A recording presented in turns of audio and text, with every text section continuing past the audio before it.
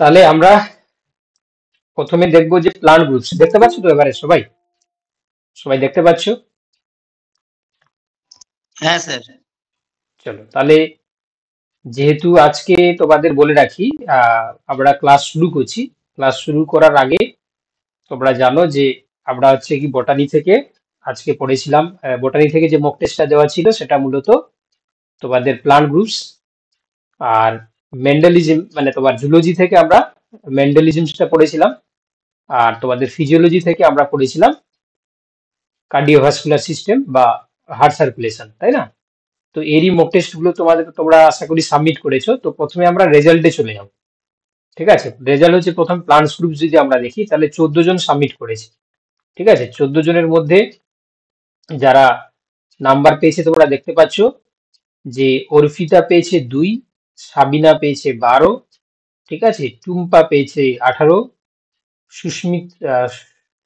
সুমিত্রা পেয়েছে 8, ঠিক আছে, প্রিয়া পেয়েছে 4, মৃণাল পেয়েছে 16, তোপিয়া পেয়েছে 12, সুমিত্রা আবার দিয়েছে, সে 20 পেয়েছে, সোহেলি পেয়েছে 18, প্রদীপ 18, বিশ্বদীপ পেয়েছে 10, তারপর হচ্ছে কি তোমার উমারানী পেয়েছে 18, রুনু পেয়েছে 10 এবং সমাপ্তি পেয়েছে 6।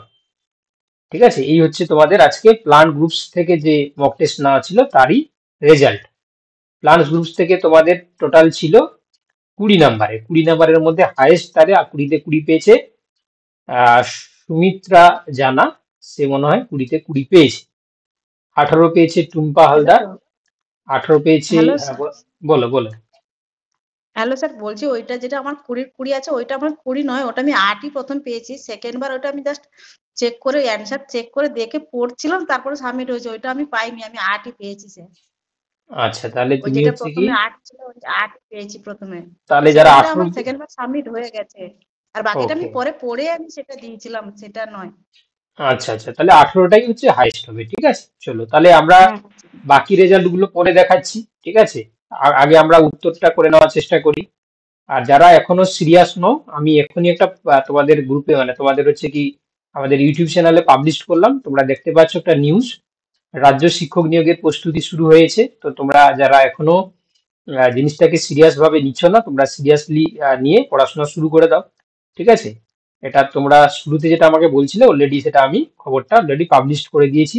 ঠিক আছে, আমার আগে হয়তো অনেকেই পাবলিশ করেছে, বাট তোমরা জানো যে আমিও তোমার হচ্ছে কি এই নিউজগুলো পেলে তোমাদেরকে দেওয়ার চেষ্টা করি।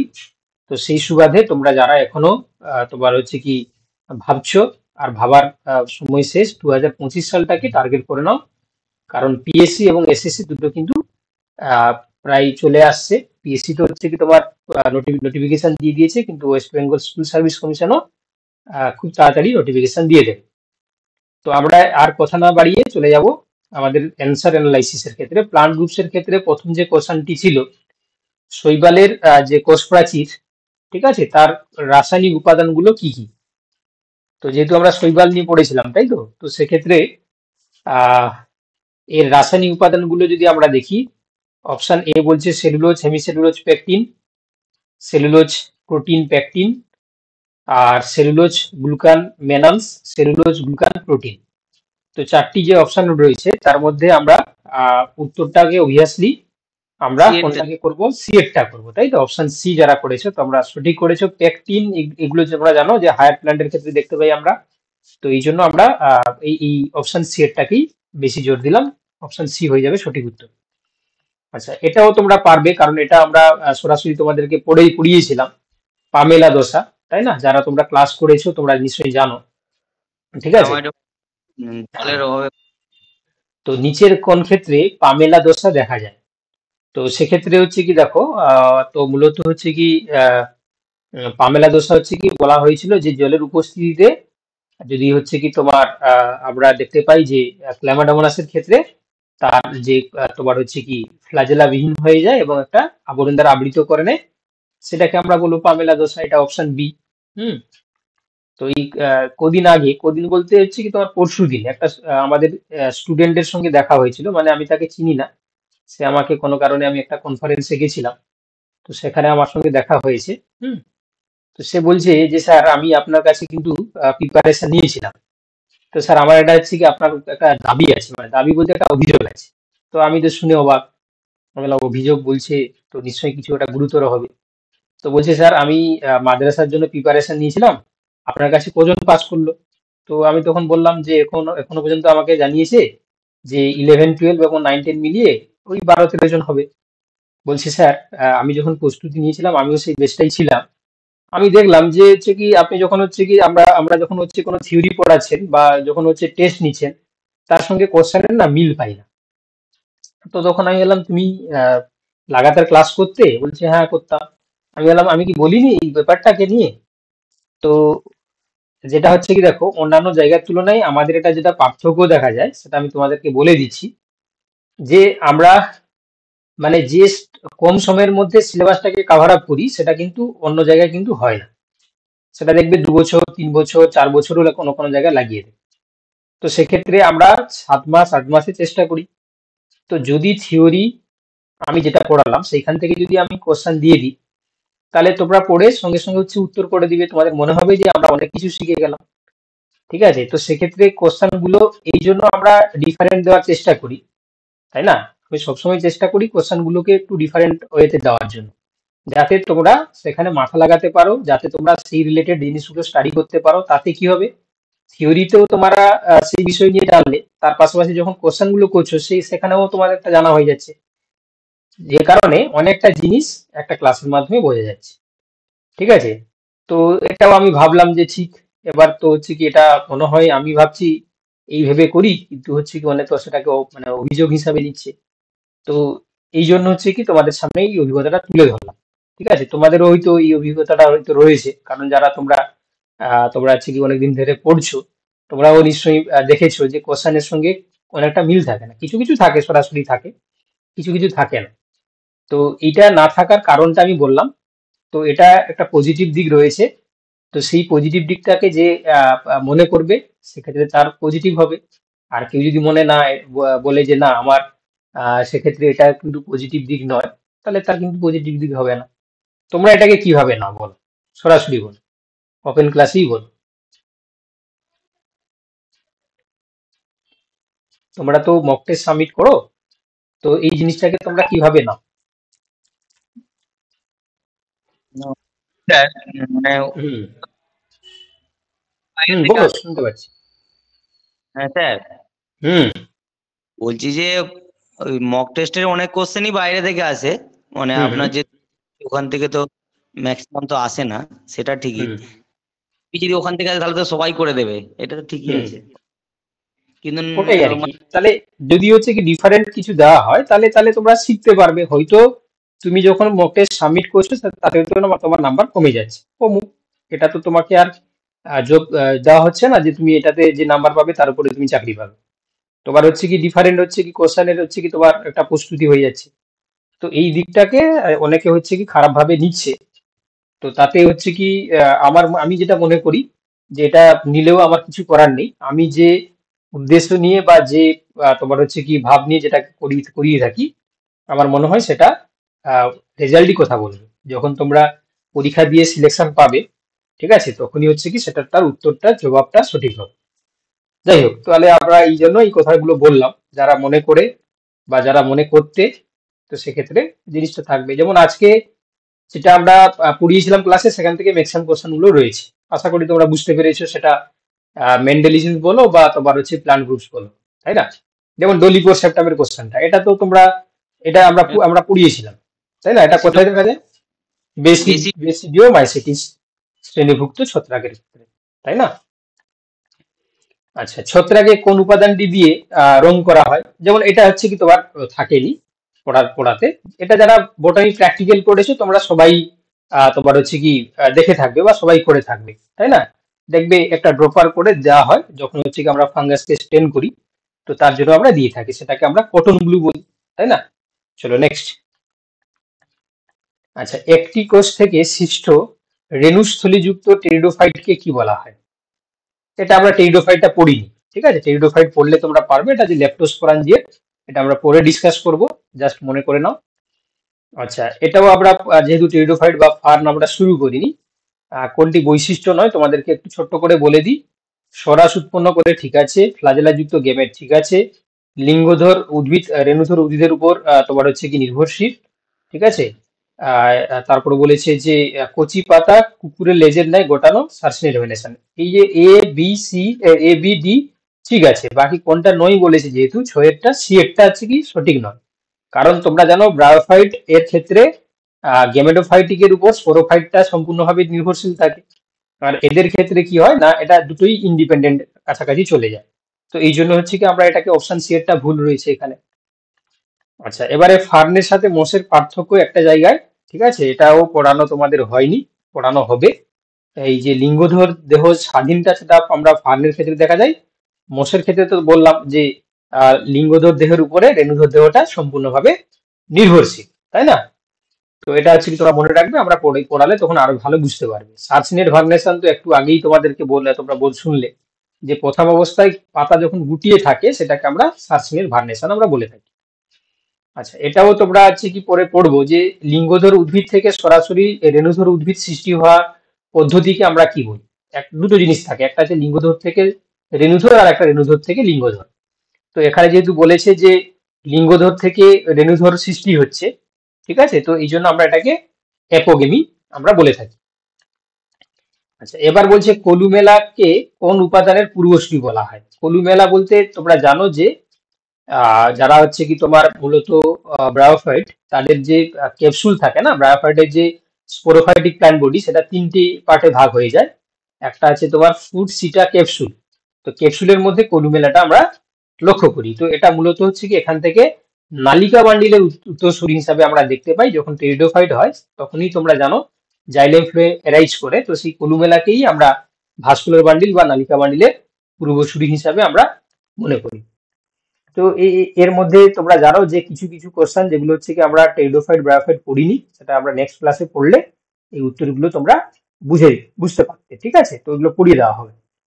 এবারে আমরা চলে যাব কি মেন্ডেলিজমস এর ক্ষেত্রে যে জিনিসগুলো তোমাদেরকে বলা হয়েছিল। প্রথমে আমরা তার রেজাল্ট গুলো দেখে নিই, ঠিক আছে। মেন্ডেলিজমস এর ক্ষেত্রে তোমরা যারা সাবমিট করেছো, এটাও 12 জন মতন সাবমিট করেছো, ঠিক আছে। তার মধ্যে আমরা দেখতে পাচ্ছি অর্পিতা পেয়েছে 32, সাগরিকা পেয়েছে 20, সাবিনা 24, প্রিয়া হচ্ছে তোমার 32, সৌমেন্দ্র পেয়েছে 26, সোহেলি পেয়েছে, শিউলি পেয়েছে 38, তোপিয়া বাসু পেয়েছে তোমার 18, প্রদীপ পেয়েছে 32, বিশ্বদীপ পেয়েছে 18, উর্মিলা উমারানী পেয়েছে 38, রুমু পেয়েছে 24, আর হচ্ছে কি তোমার জয়ফুল পেয়েছে তোমার হচ্ছে কি 30। তো এই হচ্ছে রেজাল্ট, ঠিক আছে। এখানে তোমার দেখতে পাচ্ছ কে কখন সাবমিট করেছে, কটার সময় সাবমিট করেছে, এবং এখানে কোনো স্কোরের তোমার হচ্ছে কেউ এডিট করতে পারবে না, এমন ভাবেই দেখানো হচ্ছে যাতে তোমরা বুঝতে পারো যে এটা হচ্ছে অরিজিনাল রেজাল্ট।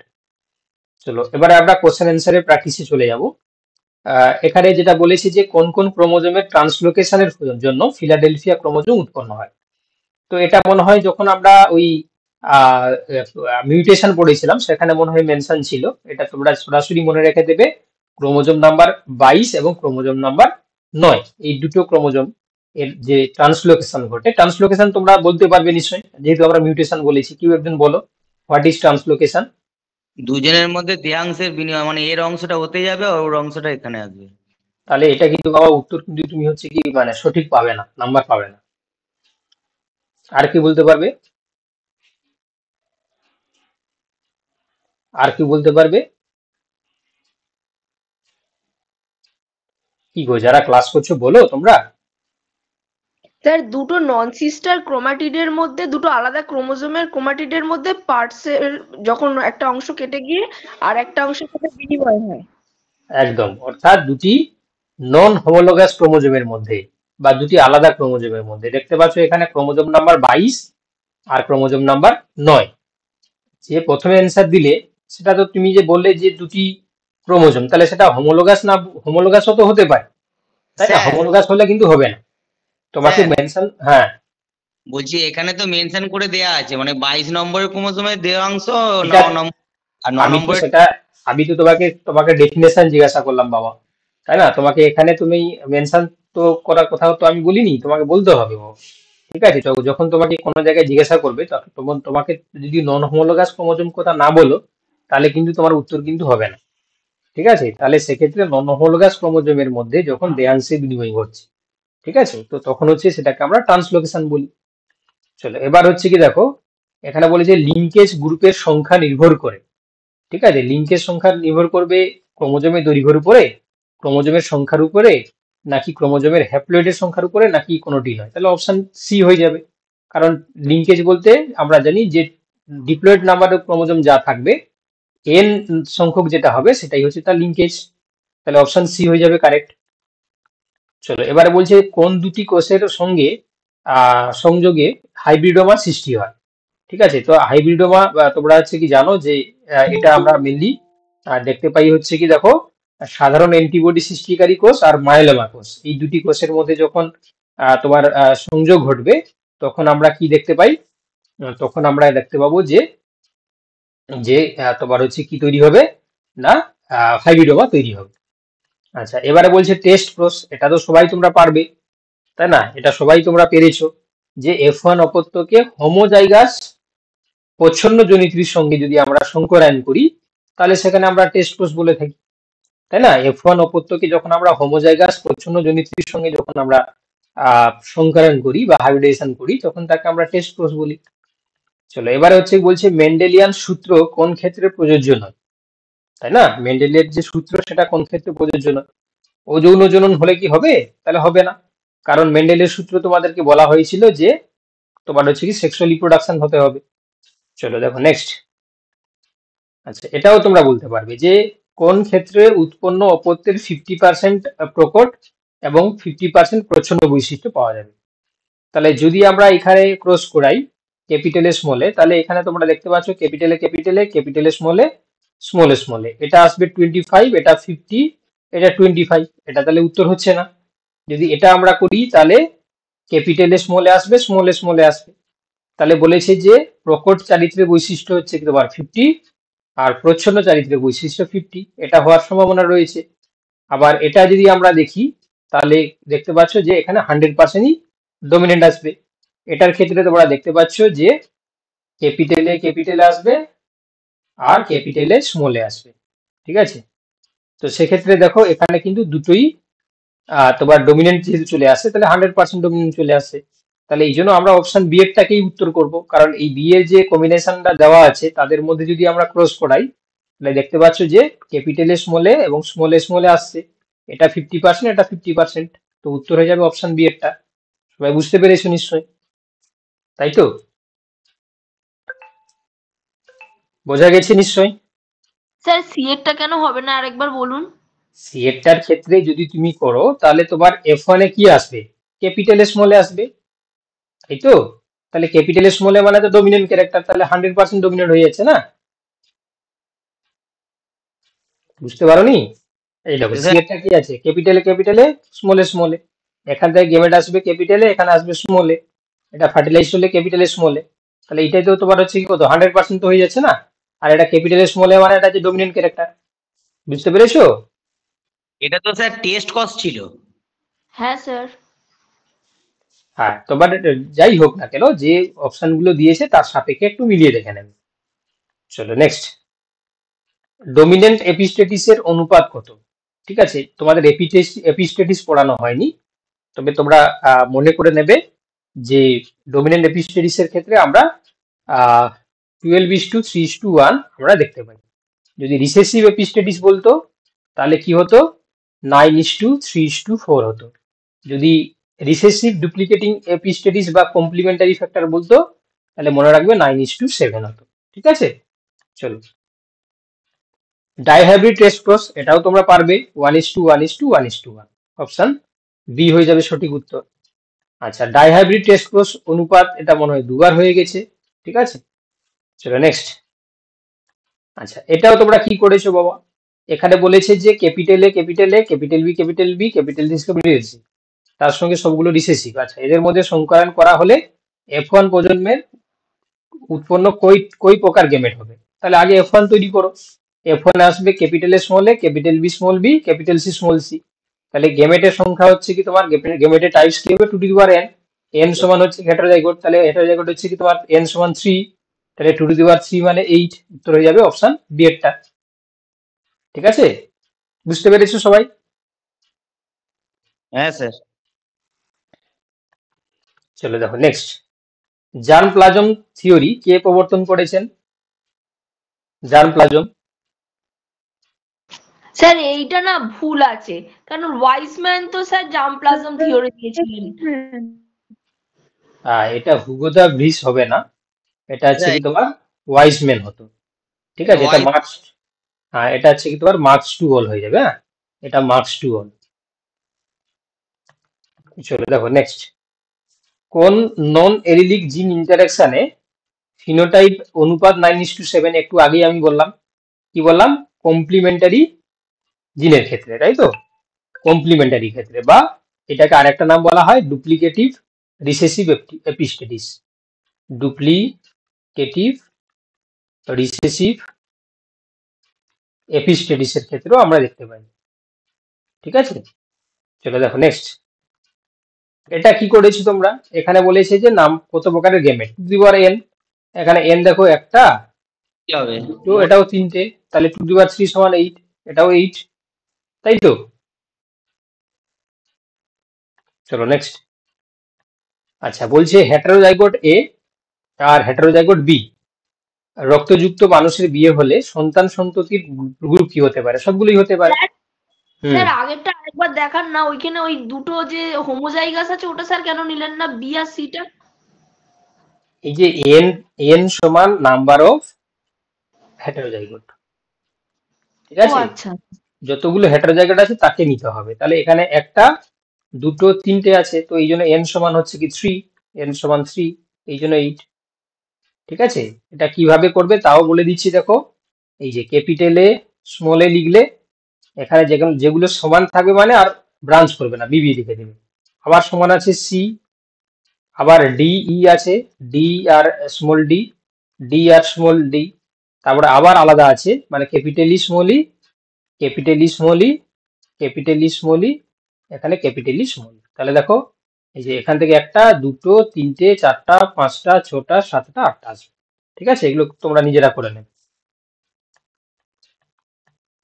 চলো এবারে বলেছে যে এটা কেন উত্তর হলো ডি, তোমরা জানো হেটারোজাইগোট বলেছে মানে এ ও, আর এখানে হেটারোজাইগোট বলেছে মানে বি ও। তাহলে এখানে এখানে হলে এ বি আসবে, তারপরে হলে এ জিরো আসবে, বি জিরো আসবে, আর হচ্ছে ও আসবে। তাহলে এখানে আসবে এ বিও আসতে পারে, এও আসতে পারে, বিও আসতে পারে, ও আসতে পারে, তাহলে ওই জন্য অপশন ডি এরটা হলো। বুঝতে পেরেছো সবাই? বুঝতে পেরেছো? ঠিক আছে। হ্যাঁ স্যার। চলো দেখো নেক্সট, ক্রাইডুচার্ট সিনড্রোম এর কারণ কি? ক্রাইডুচার্ট সিনড্রোমের ক্ষেত্রে আমরা কি দেখতে পাই না, 5 নম্বর ক্রোমোজোমের যে ক্ষুদ্র বাহু না, সেটা ডিলিশন হয়ে গেলে তখন আমরা ক্রাইডুচার্ট সিনড্রোম দেখতে পাই। হ্যাঁ বলো। চলো নেক্সট, আচ্ছা এবার বলছে সঠিক জোড়, তাহলে এখানে হচ্ছে কি উত্তর ঠিক আছে, তাই এখানে না, স্যার ওয়াইসম্যান হবে। হ্যাঁ, চলো নেক্সট, কোনটি নিচের কোনটি ডারউইনের ব্যতিক্রম? ঠিক আছে, ডারউইনের যে থিওরি ছিল তার ব্যতিক্রম কোনটা? না, এখানে বলেছে যে উন্নত প্রজাতির তোমার হচ্ছে সম্পূর্ণ বৈশ্বিক বৈপত্য আন্তঃপ্রজাতি, এটা ঠিক আছে, এটা ঠিক ছিল। জিনের মাধ্যমে, জিনের কথাটি কি ডারউইন বলেছিল? না স্যার বুঝতে, এটাই হবে। তাহলে উত্তর হয়ে যাবে কি অপশন বি এরটা, বাকিটা দেখো এখানে ঠিক আছে, এটাও ঠিক আছে, অপশন বি এরটা হয়ে যাবে সঠিক উত্তর। চলো নেক্সট, জিন ফ্লো বলতে আমরা কি বুঝি? এটা কি হবে, ইন্টারব্রিডিং পপুলেশনে জিনের সংখ্যা, এটাই ঠিক আছে। চলো নেক্সট নেক্সট, আচ্ছা বলছে যে একটি হেটারোজাইগাস গোলাপি ফুল বহনকারী উদ্ভিদকে প্রচ্ছন্ন সাদা ফুল বহনকারী উদ্ভিদের সাথে সংকরণ করা হলো, এর ফলে উৎপন্ন অপত্যগুলির ফিনোটাইপ কি হবে? চলো আমরা করে নিই, দেখিনি। তাহলে এখানে কি বলছে, একটি হেটারোজাইগোট গোলাপি ফুল বহনকারী। ওকে, হেটারোজাইগোট মানে তুমি ধরে নাও যে এটা ক্যাপিটাল টি স্মল টি। ঠিক আছে, তার সঙ্গে সাদা ফুল, তাহলে এটা স্মল টি। তাহলে এটা যদি হয় তাহলে সুন্দর তোমরা বুঝতে পারছো যে এটা একটা টেস্ট ক্রস। তাহলে 50 হ্যাঁ, তাহলে হচ্ছে কি আমরা এখান থেকে জিনিসটা হচ্ছে কি সহজ করে নিই। তাহলে এখানে আসবে ক্যাপিটাল ডি স্মল টি। এটা হবে গোলাপি আসবে, মানে পিঙ্ক, আর এটা আসবে কি হোয়াইট। তাহলে 50% পিঙ্ক আর 50% হোয়াইট আসবে। তাহলে উত্তর হয়ে যাবে কি অপশন সি এরটা। তাই তো সবাই তোমরা বুঝতে পেরেছো? হ্যাঁ স্যার ঠিক আছে। চলো নেক্সট। আচ্ছা, এখানে বলেছে চোখের নীল বর্ণ বাদামি সাপেক্ষে প্রচ্ছন্ন। ঠিক আছে, চোখের যে নীল বর্ণ সেটা বাদামি সাপেক্ষে প্রচ্ছন্ন। তাহলে কোনটা ডমিনেন্ট কোনটা রিসেসিভ? 1:1 বাদামিটা হচ্ছে কি ডমিনেন্ট আর নীল বর্ণটা হচ্ছে রিসেসিভ। তাই তো, কারণ নীল বর্ণ বাদামি বর্ণের সাপেক্ষে যেহেতু প্রচ্ছন্ন বলেছে, নীল বর্ণটা রিসেসিভ, বাদামিটা ডমিনেন্ট।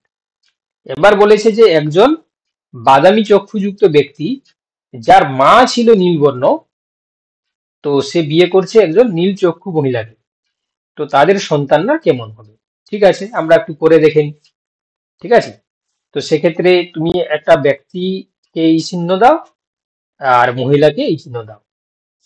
তো সেক্ষেত্রে বলেছে একজন বাদামি চক্ষুযুক্ত ব্যক্তি যার মা ছিল নীল চক্ষু। তাহলে এই তো হচ্ছে ব্যক্তি, তার মা মানে হচ্ছে কি তোমার তার বাবা আর মায়ের যদি চিহ্ন দাও, এর যে বাবা মা, ঠিক আছে, তো তার মা ছিল নীল চক্ষু। তো সেক্ষেত্রে আমরা নীল চক্ষু আর হচ্ছে কি তোমার বাদামি চক্ষু, এর একটা জিনোটাইপ ধরে নাও। আমরা ধরলাম যে নীল চক্ষুটা হচ্ছে কি তোমার ক্যাপিটাল বি, ঠিক আছে, এই বাদামিটাকে ধরলাম ক্যাপিটাল বি, আর নীলটাকে ধরলাম আমরা স্মল বি। ঠিক আছে, জিনোটাইপটা কি ধরলাম, ফিনোটাইপ তো বাদামি আর নীল বলেছে, বাদামিটাকে আমরা ক্যাপিটাল বি ধরলাম, নীলটাকে আমরা স্মল বি ধরলাম। তো সেক্ষেত্রে বিয়ে করছে যদি নীল চক্ষু মহিলাকে, তাহলে নীল চক্ষু কোনটা হবে? স্মল বি হবে। এবারে এই যে ব্যক্তি, তার মা যেহেতু ছিল নীল চক্ষু, তাহলে ওই ব্যক্তিটা অবভিয়াসলি পাবে, সে বলেছে বাদামি চক্ষু, তাহলে সে হেটারোজাইগোট পাবে ক্যাপিটাল বি। কারণ মায়ের কাছ থেকে তো একটা স্মল বি পাবে, কারণ তার মা ছিল নীল চক্ষু। তাহলে সে বাবার কাছ থেকে হচ্ছে কি তোমার ক্যাপিটাল বি পাবে, কেন? যেহেতু সে হচ্ছে তোমার বাদামি চক্ষু। এইটা হচ্ছে তোমার গল্প। এবারে তোমরা কি করবে, এখান থেকে কি আসবে? Capital B. তাহলে হয়ে তোমার গেছে হয়ে গেছে। তাহলে এটাও সেই তোমার দেখতে পাচ্ছ যে টেস্ট ক্রস হয়ে গেছে। তাহলে এ আসবে কত? 1 মানে 50, এটা 50%। এটা যদি রেশিও করে নাও তাহলে 1:1। তাহলে নীল চক্ষু বাদামি চক্ষু অনুপাত হচ্ছে 1:1, তাই না? অপশন তোমার হচ্ছে কি এ হয়ে যাবে সঠিক উত্তর। যদি কেউ না বুঝে থাকো তাহলে বলতে পারো আমাকে। স্যার একবার বলে দিন। দেখো, তোমার এই ধরনের কোশ্চেন যদি থাকে তাহলে তুমি কি করবে, আগে দেখে নেবে কি শর্ত দিয়েছে। দেখতে পাচ্ছ শর্তটা এমন রয়েছে যে যেটা নীল বর্ণ চোখ সেটা হচ্ছে তোমার রিসেসিভ, মানে প্রচ্ছন্ন বৈশিষ্ট্য, আর বাদামিটা হচ্ছে কি তোমার প্রকট বৈশিষ্ট্য। তো এই জন্য আমি বাদামি জায়গা লিখে দিলাম ডমিনেন্ট, আর তোমার হচ্ছে কি নীল বর্ণ জায়গা রিসেসিভ। এবারে দেখো বলছে যে একজন, এই যে দেখে নাও এখানে সিম্বল দিলাম, এটা হচ্ছে পুরুষের সিম্বল, এটা যে মহিলার সিম্বল, মহিলাটা বলেছে নীল চক্ষু, তো নীল চক্ষুকে আমি জিনোটাইপ ধরলাম স্মল বি, কারণ যেহেতু সেটা রিসেসিভ বলে, তো স্মল বি লিখে দিলাম। আর যে মহিলা সেটা হচ্ছে কি তোমার বলেছে যে পুরুষ, তার মা ছিল নীল চক্ষু কিন্তু সেই পুরুষটা হচ্ছে বাদামি, তাহলে সেই ব্যক্তির ক্ষেত্রে জিনোটাইপ কি হবে? ক্যাপিটাল বি হবে। কেন? যেহেতু সে বাদামি বর্ণ তার চক্ষুর বর্ণ, কিন্তু তার মা ছিল হচ্ছে নীল, মা যদি নীল হয় তাহলে স্মল বি থেকে একটা বি আসবে, নিশ্চয়ই তার বাবার কাছ থেকে একটা ক্যাপিটাল বি পেয়েছে, তবে গিয়ে সে বাদামি হয়েছে। এই জন্য আমরা এই আলটিমেট আমরা দেখলাম পুরুষের হচ্ছে জিনোটাইপ ক্যাপিটাল বি, আর মহিলার জিনোটাইপ হচ্ছে স্মল বি। তাদের মধ্যে বিয়ে হয়েছে, তাহলে তাদের যে বাচ্চা কাচ্চা তৈরি হবে কি হবে? ক্যাপিটাল বি আসবে আর বা স্মল বি আসবে। তাহলে এদের রেশিও যদি আমরা দেখতে পাচ্ছি 50-50%, তাহলে এটাকে যদি আমরা রেশিওতে ভাঙি তাহলে 1:1 অনুপাত। বুঝতে পেরেছো? হ্যাঁ স্যার। চলো নেক্সট। এবারে বলেছে যে মেন্ডেলের স্বাধীন বিন্যাসের সূত্রটি হলো ড্যাশ। ঠিক আছে, তোমরা স্বাধীন বিন্যাস তোমরা জানো, মেন্ডেলের ডাইহাইব্রিড ক্রসের পর এই সিদ্ধান্ত নিয়েছিল। তো এর যে তোমার হচ্ছে কি সিদ্ধান্তগুলোর মধ্যে তোমরা জানো যে শুধুমাত্র তারা যে বিচ্ছিন্ন হয় তা নয়, তারা স্বাধীনভাবে অপত্যতে সঞ্চারিত হতে পারে। তো এই জন্য আমরা এখানে একই জিন, সকল জিন ও সকল ক্রোমোজোম একই ক্ষেত্রেই না, কেবলমাত্র প্রকট জিনের ক্ষেত্রেই না, সব যদি জিনগুলি একই ক্রোমোজোম অবস্থান করে না, যদি জিনগুলি একই ক্রোমোজোম অবস্থান না করে, তাহলে আমরা এখানে অপশন ডি এরটার সঙ্গে যাব। ঠিক আছে, অপশন ডি হয়ে যাবে এখানে সঠিক উত্তর। ঠিক আছে, এই ছিল তোমাদের তো এটার মেন্ডেল। কারণ হচ্ছে কি, যদি হচ্ছে কি তোমার একই ক্রোমোজোমে যদি সব জিনটা থাকে, তাহলে সেক্ষেত্রে কি স্বাধীনভাবে সঞ্চারিত হতে পারবে না, তাই না? আমরা এই যে হোমোলোগাস ক্রোমোজোমের ক্ষেত্রে ধরছি, তো হোমোযোগ এই যে ক্রোমোজোম গুলো হচ্ছে কি তোমার মধ্যে যে ক্রসিং যখন হওয়ার হচ্ছে, মানে যখন ক্রসিং হওয়ার হচ্ছে তখন তো দেহাংশের বিনিময় ঘটছে। তো যদি হচ্ছে কি তোমার ক্রোমোজোম গুলো যদি একই ক্রোমোজের মধ্যে যদি থেকে যায়, তাহলে সেক্ষেত্রে তো তোমার হচ্ছে কি যখন আলাদা হবে তখন তো হচ্ছে কি তোমার আমরা 100% প্যারেন্ট পেয়ে যাব। তো এই জন্য হচ্ছে কি জিনগুলো দুটো ক্রোমোজোমেই থাকতে হবে। ঠিক আছে, বুঝতে পারলে? তবে গিয়ে আমরা স্বাধীন বিন্যাসের সূত্রটা দেখতে পাবো, না হলে হচ্ছে কি 100% আমরা প্যারেন্টাল পেয়ে যাবো। চলো এবারে হচ্ছে কি আমরা আমরা দেখবো হচ্ছে কি তোমার কি না, তোমার হচ্ছে কি হার্ট সার্কুলেশন এবং তোমার হচ্ছে হার্টের সার্কুলেশন বা কার্ডিওভাস্কুলার সিস্টেম। প্রথমে আমরা রেজাল্টটা দেখে নেবো। ঠিক আছে, এখানে মাত্র 9 জন, যেহেতু ইংলিশ ভার্সানে ছিল বলে 9 জন সাবমিট করেছে। তো দেখে নিই আমরা তাদেরকে। তো মূলত হচ্ছে কি এখানে যারা যারা রেজাল্ট করেছো সেখানে আমরা দেখতে পাচ্ছি, পরে ফোন করছি, আমি ক্লাস নিচ্ছি। তো এখানে আমরা দেখতে পাচ্ছি যে যেটা হচ্ছে কি তোমার জুলফিকর করেছে, কত নাম্বার ছিল, 50-এর মধ্যে 40, সাগরিকা 30, মৃণাল পেয়েছে 18, টুম্পা পেয়েছে 40, সৌমেন্দ্র পেয়েছে 14, আচ্ছা প্রিয়া পেয়েছে 30, প্রদীপ 30, রুমু পেয়েছে 18, বিশ্বদীপ পেয়েছে 28। ঠিক আছে, এই হচ্ছে তোমাদের স্কোর। অনেকে ইংলিশের ভয়ে হয়তো সাবমিট করেনি। তো সেক্ষেত্রে আমরা চলে যাব সরাসরি উত্তরে। এখানে বলেছে যে the sinoatrial node is the normal pacemaker of the human heart. তো এটা হচ্ছে কি তোমার এসএ নোডের কথা বলেছে। তো এটাকে আমরা নর্মাল পেসমেকার বলে থাকি হিউম্যান হার্টের ক্ষেত্রে। কেন? এর কারণ হিসাবে আমরা দেখতে পাই যে এটা it can generate the maximum number of action potential in the conduction system. ঠিক আছে, অপশন সি হয়ে যাবে সঠিক উত্তর। The second heart sound during the cardiac cycle is produced by, এটা আমরা আগের দিনও তোমাদেরকে বলেছিলাম যে দ্বিতীয় হৃদধ্বনি যেটা সৃষ্টি হয় সেটা কার দ্বারা তৈরি হয়। তোমরা যারা আগের ক্লাসটা করেছো তোমরা জানো যে সেমিনুলার ভালভের হচ্ছে কি তোমার সাইমেন্টেনিয়াসলি যখন হচ্ছে ক্লোজার হচ্ছে বা বন্ধ হচ্ছে তখন এই সাউন্ডটা তৈরি হচ্ছে। চলো নেক্সট, এবার আমরা দেখব ইসিজি। এটা তোমাদের রেকর্ডেড ভিডিও পাঠানো হয়েছিল, তোমরা দেখেছো কিনা আমি জানি না, কারণ কালকে ক্লাসটা আমি নিতে পারিনি। তো এখানে বলেছে যে ইসিজি ক্ষেত্রে যে কিউআরএস কমপ্লেক্স যেটা তৈরি হয় সেটা কি রিপ্রেজেন্ট করে। এটা তোমরা জানো যে ভেন্ট্রিকুলার ডিপোলারাইজেশনটাকে রিপ্রেজেন্ট করছে। ঠিক আছে, আচ্ছা তারপর বলেছি the step of the cardiac cycle. এটা তোমাদের আমরা হচ্ছে কি এই সিস্টেমটা তোমাদের পড়ানো হয়নি, এটা বাংলা মিডিয়ামের ক্ষেত্রেও ছিল। তোমরা যারা তোমরা পড়েছো সেটা হচ্ছে কি isovolumic contraction, ejection, isovolumic relaxation, passive ventricular filling, active ventricular filling. ঠিক আছে, এটা না হয় একদিন আলাদা করে তোমাদেরকে পড়িয়ে দেওয়া হবে। আচ্ছা এবার বলছে which of the following is a correct statement. ঠিক আছে, এখানে 4টি স্টেটমেন্ট দেওয়া রয়েছে সিস্টেমিক এবং তোমার হচ্ছে কি সিস্টেমিক সার্কুলেশন এর সম্বন্ধে। তো এখানে আমরা দেখতে পাচ্ছি অপশন বি এরটা ঠিক আছে, the blood pressure is pulmonary circulation is less than the systemic circulation. Okay, এটা মনে রাখবে। আচ্ছা ফার্স্ট হার্ট সাউন্ড যেটা লাভ তৈরি হয় এলইউবিবি, তো এটা কি কারণে তৈরি হয় এটাও তোমরা আগের ক্লাসে দেখেছিলে, বাংলা যে কোশ্চেনটা ছিল যে immediately after the start of the ventricular system, তাই না? তো তখন আমরা দেখতে পাই যে ফার্স্ট হার্ট সাউন্ড যেটা এলইউবিবি। চলো এবার হচ্ছে কি আমরা চলে আসবো হেপাটিক পোর্টাল ভেন। এটা আমরা কোথায় দেখতে পাই? আচ্ছা তোমার হচ্ছে vein drains blood to liver from. ঠিক আছে, এটা উত্তর হয়ে যাবে কি ইন্টেস্টাইন। ঠিক ঠিক, ইন্টেস্টাইন, ক্ষুদ্রান্ত। আচ্ছা blood pressure in the pulmonary artery, pulmonary আর্টারিতে হচ্ছে কি ব্লাড প্রেসারটা কেমন থাকে? না, এটা হচ্ছে more than that in the pulmonary vein. আচ্ছা, এবার বলছে doctors use a stethoscope to hear the sounds produced during each cardiac cycle. The second sound is heard when dash. ঠিক আছে, ডক্টর সেটা যখন শোনে সেটা হচ্ছে কি সেমি নুনার যে ভালভ ক্লোজ ডাউন হওয়ার পর আমরা ব্লাড ফ্লোটা হচ্ছে কি তোমার into the vessel from the ভেন্ট্রিকলসে যাওয়ার সময় আমরা সেটা শুনে থাকি। আচ্ছা, বলছে how do parasympathetic nerves signals affect the working of the heart. ঠিক আছে, অর্থাৎ প্যারাসিম্প্যাথেটিক যে নিউরাল সিস্টেম রয়েছে সেটা কিভাবে হার্টের ফাংশনটাকে এফেক্ট করছে। তো এটাও খুবই গুরুত্বপূর্ণ কোশ্চেন, এটা মনে রাখবে, reduce both heart rate and cardiac output. আচ্ছা, a patient brought to a hospital with myocardial infarction is normally immediately given.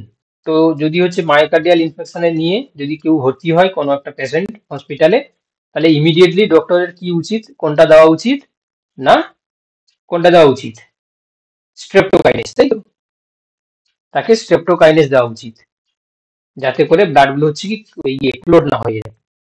চলো, এবার বলছে arteries are best define as the vessel. ঠিক আছে, অর্থাৎ হচ্ছে কি বলছে arteries are best defined as the vessel which, মানে কোনটাকে আমরা হচ্ছে কি এখানে হচ্ছে ডিনোট করব না, এটা হচ্ছে কি তোমার বলছে carry blood away from the heart to the different organs, option A. আচ্ছা, এবার বলছে এটাও তোমরা হয়তো পারবে যে which of the following statement is correct regarding blood pressure. ঠিক আছে, এটা নিশ্চয়ই তোমাদের পারা উচিত, এটা আমরা বেঙ্গলি মিডিয়ামের যে কোশ্চেন ছিল তাতেও মনে হয় দেওয়া ছিল তোমাদের। তো এটা ব্লাড প্রেশার সম্বন্ধে যদি আমরা দেখি তাহলে 190/110 mm EG may be harm vital organs like brain and kidney. ঠিক আছে, 190 থেকে 190/110 এর উপরে যদি প্রেশার ক্রিয়েট হয় তাহলে সেটা কিন্তু ব্রেনের জন্য বা কিডনির জন্য কিন্তু ক্ষতিকারক হতে পারে। Which of the following has an open circulatory system, মানে কার ক্ষেত্রে আমরা মুক্ত সংবহন সিস্টেম আমরা দেখতে পাই। তো এটা আমরা দেখতে পাবো কার ক্ষেত্রে? আরশোলা স্যার। হ্যাঁ, পেরিপ্ল্যানেটা আমেরিকানা, তাই তো, অপশন বি। চলো, এবার বলছে in foetus the ductus arteriosus connect with দেশ। ঠিক আছে, তো ফিটাসের ক্ষেত্রে যে ডাক্টাস এট্রিওলাস থাকে সেটা কার সঙ্গে কানেক্ট করে রাখে? এটা মূলত আমরা পালমোনারি আর্টারির সঙ্গে এওটাকে সে কানেক্ট করে রাখে। আচ্ছা, which of the following is a matching pair. ঠিক আছে, একটু আগেই আমরা লাভ আর ডাফ এইগুলো হার্ট সাউন্ড হিসাবে দেখেছিলাম, তার সঙ্গে এখানে রেডিয়াল আর্টারি আর হচ্ছে কি তোমার পার্কিনজি ফাইবারের কিছু স্টেটমেন্ট দেওয়া রয়েছে। তো এদের মধ্যে যেহেতু বলেছে যে ম্যাচিং পেয়ার, মানে যেটা পেয়ারটা সত্য আর কি। ঠিক আছে, তো সেই পেয়ার যদি আমরা দেখি তাহলে এখানে লাভ যে sharp closure of the AV valves at the beginning of the ventricular system, এটাই হচ্ছে কি তোমার ম্যাচিং করা আছে। আচ্ছা, এবার বলছে এটাও আরেকটা দেওয়া রয়েছে যে inferior vena cava, superior vena cava, pulmonary artery আর হেপাটিক আর্টারি, এগুলো হচ্ছে কি তোমরা মধ্যে কোনটা কারেক্টলি ম্যাচড আছে এটাও তোমরা বলতে পারবে। তো এখানে বলেছে দেখো উত্তরের সাপেক্ষে যদি আমরা দেখি, বলছে inferior vena cava receive deoxygenated blood from the inferior vena cava receive the deoxygenated blood from the head and body. তারপর স্যার বলেছে এটা সি হবে। আচ্ছা, দেখে নিচ্ছি আমি, এটা হচ্ছে কি এটা হবে না, উত্তরটা হবে না, কারণ হেড ঠিক আছে কিন্তু বাকি বডি তো হবে না। Superior vena cava receive the lower part of the body and organs, receive deoxygenated blood from the lower body and organs. আচ্ছা, pulmonary artery carries deoxygenated blood to the lungs. Pulmonary artery যেটা হচ্ছে কি তোমার caries, pulmonary artery যেটা এটা বলছে যে carries deoxygenated blood to the lungs, এটা ঠিক আছে। আচ্ছা, হেপাটিক আর্টারি যেটা হচ্ছে carries deoxygenated blood to the gut, এটা তো অপশন বি এর অপশন তোমার হচ্ছে কি ডি এরটা তো হবে না। তো এটা হচ্ছে কি বি আর সি হতে পারে, সি এরটা হচ্ছে সঠিক মানে সত্য, কিন্তু এখানে বলেছে যে lower body and the organs, এটা হার্ড মেনশন নেই বলে এটাও তোমরা কিন্তু উত্তর না করতে পারো, অপশন সি এরটাই ঠিক আছে। ঠিক আছে, কারণ যেহেতু হচ্ছে হার্টের নিচে বলা নেই বলে আমরা বি এরটাও করতে পারবো না। চলো, এবার বলছে in open circulatory system blood is pumped through, open circulatory সিস্টেমের ক্ষেত্রে ব্লাডটা পাম্প হচ্ছে কার কার দিয়ে, না লার্জ ভেসেল টু সাইনাস। চলো নেক্সট। আচ্ছা, এটা তোমরা বলতে পারবে যে which one the incorrect of the following, কোনটা ইনকারেক্ট? এটা পেরিকার্ডিয়াম যেটা মাসকুলার, এটা হচ্ছে তোমার ইনকারেক্ট, বাকিগুলো সবগুলো ঠিক দেওয়া রয়েছে। আচ্ছা, এবার বলেছে দেখো the route of action potential in heart, এটাও তোমরা সবাই পারবে, এসএ নট এভি নট, তারপর কি হবে, তারপর হচ্ছে কি এভি বান্ডিল আর হচ্ছে বান্ডিল অফ ভিজ, অপশন 3 চারেরটা হবে স্যার। চারেরটা এসএ নট এভি নট না, তারপর হচ্ছে তোমার এখানে ইয়ে তোমার হচ্ছে কি বান্ডিল এটা, দাঁড়াও দাঁড়াও, এসএ নট এভি নট, হিজের বান্ডিল তারপরে পার্কেনজি, এটা হচ্ছে 4টে স্টেপ, আর এখানে তো 3টে স্টেপ পরপরই আছে দেখতে।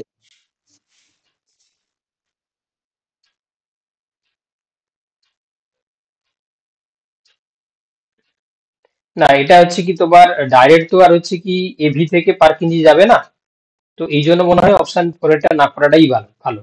কারণ এটা দেখো এসএ নোড এভি নোডের পরে এভি বান্ডিলস থাকে তোমরা জানো, তারপরে হচ্ছে কি তোমার বান্ডিল অফ হিজ, তো সেটা হচ্ছে কি এটা হচ্ছে কি তোমার পরপর সিকোয়েন্সে দেওয়া রয়েছে, কিন্তু এখানে দেখো একটা স্টেপ গ্যাপ আছে, তো এই জন্য অপশন 4 না করাটাই ভালো। ঠিক আছে, চলো এখানে বলেছে দেখো যে ইফ স্টক ভলিউম, ঠিক আছে, S V of the heart is considered age 80 ml, আচ্ছা, and the pump of 5 ml blood and to pump 5 ml blood, how many beats are required? ঠিক আছে, ধরে নিতে হবে স্যার হ্যাঁ 5000, আর ওটা ভাগ করলে 63, ওই 62.5 হচ্ছে, মানে 63 করতে হবে আর কি। দেখো 5 লিটারটাকে আমরা 5 ইন্টু, স্যার এটা একটু বুঝিয়ে দিন। হ্যাঁ করে দিচ্ছি, দেখো এটা যদি আমরা হচ্ছে কি তোমার লিটারটাকে হচ্ছে কি এমএল এ কনভার্ট করি, তাহলে 1000 দিয়ে গুণ করতে হবে, তাহলে 5000 হচ্ছে কি তোমার এমএল হচ্ছে। তো আমরা তোমাদেরকে বলেছিলাম যে স্টক ভলিউমের সঙ্গে হার্ট রেটের কি একটা সম্পর্ক আছে, যে সেই সূত্রটা কি বলেছিলাম বলো দেখি, কে বলতে পারবে? এস ভি সমান কি বলেছিলাম, heart rate 100 into cardiac volume, cardiac output, তাই তো, কার্ডিয়াক আউটপুট। তো এখানে বলেছে কত দেখো, যে তোমার হচ্ছে কি স্ট্রোক ভলিউমটা কত বলেছে, 80 ml। আমরা যদি এখানে দেখে নিই, তোমার হার্টবিটটা দেওয়া নেই, তাহলে হচ্ছে কি তোমার আহ না কি ভুল করলাম এখানে সূত্রটা, না এটা হচ্ছে কি তোমার কার্ডিয়াক আউটপুট সমান stroke volume into heart rate, ঠিক আছে। তো এখানে কার্ডিয়াক আউটপুটটা কত বলেছে দেখো, 5 লিটার মানে 5000, ঠিক আছে। তো এখানে তোমার হচ্ছে কি স্ট্রোক ভলিউমটা কত বলেছে, না তোমার হচ্ছে কি 80 ml, আর হার্ট রেটটা আমাদেরকে বার করতে হবে, তাহলে এটা যদি তোমরা 80 দিয়ে ভাগ করে দাও, শূন্য শূন্য কেটে গেল, তার কত আসবে, তোমার হচ্ছে কি কত হচ্ছে গো, 500 কে তোমরা 8 দিয়ে ভাগ করো, 8 6 48, স্যার তাহলে হচ্ছে কি 62.5, 2 20, 8 দুগুণে 16, 4 দশমিক হলো 0 আনলো, 8 5 40, তাহলে 62.5, তাহলে এটা অপশন এটা কি উত্তর আছে? হ্যাঁ ওটাই হবে স্যার। হ্যাঁ এটাই হবে। তাহলে সূত্রটা বুঝতে পারলে, যে বলছিলে যে কার্ডিয়াক আউটপুট সমান stroke volume into heart rate. তো এখানে হার্ট রেটটা চেয়েছে, এই যে হার্টবিটটা চেয়েছে, কার্ডিয়াক আউটপুটটা দিয়েছে 5 লিটার, মানে হচ্ছে কি 5000 মাইক্রো লিটার, 5000 হচ্ছে কি এমএল। তো সেক্ষেত্রে ইকুয়াল টু হচ্ছে 80 ml তো বলে দিয়েছে, আর হার্ট রেটটা জানা নেই, তো আমরা এইভাবেই করে নিতে পারি। এটা তোমাদের আমরা বলেছিলাম ক্লাসে, তাই তো, মনে পড়ছে? এটা স্যার ওই আপনার রেকর্ডিং ক্লাসে আছে দেখলাম। হুম, চলো দেখো নেক্সট। হ্যাঁ, যে বলছিলে বলে দিতে, তুমি বুঝতে পারলে? যে বলছিলে যে বলে দিতে, তুমি বুঝতে পারলে কি নাম যেন? যাই হোক, ও শুনতে পাচ্ছে না, চলো। হ্যাঁ স্যার বুঝতে পেরেছি। হ্যাঁ স্যার বুঝতে চলো। পেরেছি। ওকে ওকে, দেখো, the machine taking the reading of electrical activity of heart is known as, তো যে মেশিনটাকে আমরা কি বলি, ইলেকট্রোকার্ডিওগ্রাফ, তাই তো অপশন বি এরটা। আচ্ছা, the pathway of the single circulation. তো সিঙ্গেল সার্কুলেশন যাদের হয় তাদের ক্ষেত্রে যে পাথওয়ে আমরা দেখতে পাই সেটাকে আমরা কি দেখতে পাই, হার্ট থেকে গিল, গিল থেকে বডি, সেটা আবার হার্ট, অপশন টু এরটা। The special system of blood vessel giving blood to the heart is known as, ঠিক আছে, এটাকে আমরা কি বলি না তোমার করোনারি সিস্টেম। আচ্ছা, এবার বলছে দেখো লাস্ট কোশ্চেন আজকের, যে which of the following order is correct, ঠিক আছে। তো এখানে আমাদেরকে বড় থেকে ছোটতে যেতে হবে, তাই তো। তো এখানে আমরা অপশন বি এরটা দেখতে পাচ্ছি, আর্টারিস, আর্ট্রিওলস, ক্যাপিলারিস, ভেনুয়েলস এবং হচ্ছে ভেন। তাহলে অপশন টু এরটা হয়ে যাবে সঠিক উত্তর, তাই তো। বলছি স্যার ওই ইলেকট্রোকার্ডিওগ্রাফ হবে না ইলেকট্রোকার্ডিওগ্রাম হবে স্যার? দেখছি, দাঁড়াও, বলে দিয়েছি। The machine taking the reading of electrical activity of heart. না, গ্রাম নয় তো বাবা, গ্রাফ বলা হয় তো নাকি। স্যার মেশিন বলেছে তো স্যার, মেশিনটা তো গ্রাম বলে, আর গ্রাফটা তো স্যার ওই যে লেখচিত্রটা ওঠে ওইটাকে বলে স্যার। এই অপশনটা না আমারও মনে হচ্ছে একটু মানে ছিল। বলতে চাই ওটা তো মেশিন বললে তাহলে গ্রাম হবে, আর যদি পেপারটা বললে তাহলে হচ্ছে গ্রাফ হবে। দাঁড়াও, তোমরাই মনে হয় ঠিকই বলেছে, দাঁড়াও।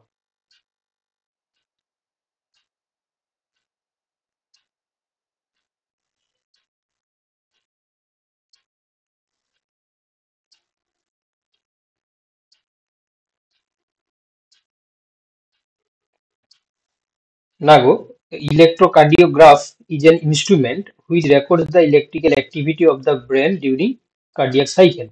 তাহলে ইলেকট্রোকার্ডিওগ্রাফ মানে হচ্ছে কি অপশন বি এটা ঠিক আছে বাবা।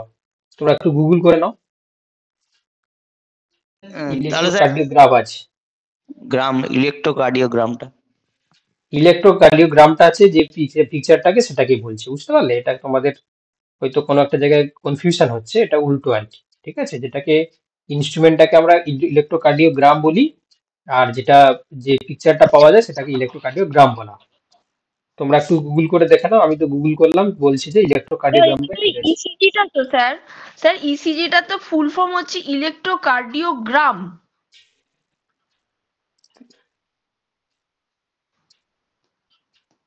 হ্যাঁ, তো ওটা ইসিজি যে রেকর্ডটা, গ্রাম। ওইটাই তো স্যার, আর ওইটাতে যেটাতে আর মানে ইনস্ট্রুমেন্টটার নাম হচ্ছে বাবা তুমি গুগল করে বলছো না, তুমি এমনি বলছো বাবা। গুগল না স্যার, আমি আসলে আপনি যে একটা নোটস দিয়েছিলেন না কালকে, যেটা সে পড়াচ্ছিলেন, মানে যেটা রেকর্ডেড ক্লাস দিয়েছিলেন, ওইটাতে স্যার ওইটা থেকে বলছি, ওটা আমি কালকে পড়েছিলাম, ওটাতে এটাই ছিল স্যার। ইসিজির পুরো নামটা হচ্ছে ইলেকট্রোকার্ডিওগ্রাম, আর যে হ্যাঁ, কাগজটাতে নথিভুক্ত করা হয় ওইটাই গ্রামটা বলছে, আর যন্ত্রটাকে বলছে ইলেকট্রোকার্ডিওগ্রাফ। ব্যাস, তাহলে তো আমাদের উত্তর ঠিক আছে তো। যন্ত্রটা এখানে যন্ত্র চেয়েছে, তো এই জন্য ইলেকট্রোকার্ডিওগ্রাফ, আর যে হচ্ছে কি তোমার পিকচার সেটাকে গ্রাম। তাহলে আমাদের উত্তরটা কি ভুল আছে বাবা? তুমি নিজে তো মুখে বলছো যে ইলেকট্রোকার্ডিওগ্রাফটা হচ্ছে ইনস্ট্রুমেন্ট, তাই তো, ইনস্ট্রুমেন্ট। আর যে পিকচার সেটা হচ্ছে তোমার, সেটাকে আমরা কি বলছি, ইলেকট্রোকার্ডিওগ্রাম। হ্যাঁ স্যার, ওইটাই লেখা আছে, ইসিজির পুরো নাম ইলেকট্রোকার্ডিওগ্রাম। তাহলে ইনস্ট্রুমেন্টের নাম হচ্ছে ইলেকট্রোকার্ডিওগ্রাফ, ঠিক আছে, এটা কনফিউশনের জায়গা নেই। তো ওটা হচ্ছে ইলেকট্রোকার্ডিওগ্রাম হিসাবে তোমরা মনে রাখবে। ওকে, হ্যাঁ স্যার ঠিক আছে। চলো দেখো, চলো তাহলে আপাতত আজকে ক্লাস আমরা শেষ করলাম। আর তোমরা হচ্ছে কি যে কোশ্চেন গুলো ছিল একবার পড়ে নিয়ে তারপর ঘুমাবে, ঠিক আছে। আর পরীক্ষার তোমার নোটিশটা কিন্তু চলে আসতে পারে, এবার একটু সিরিয়াস হও, সেই মতন করে পড়াশোনা শুরু করে দাও, ঠিক আছে।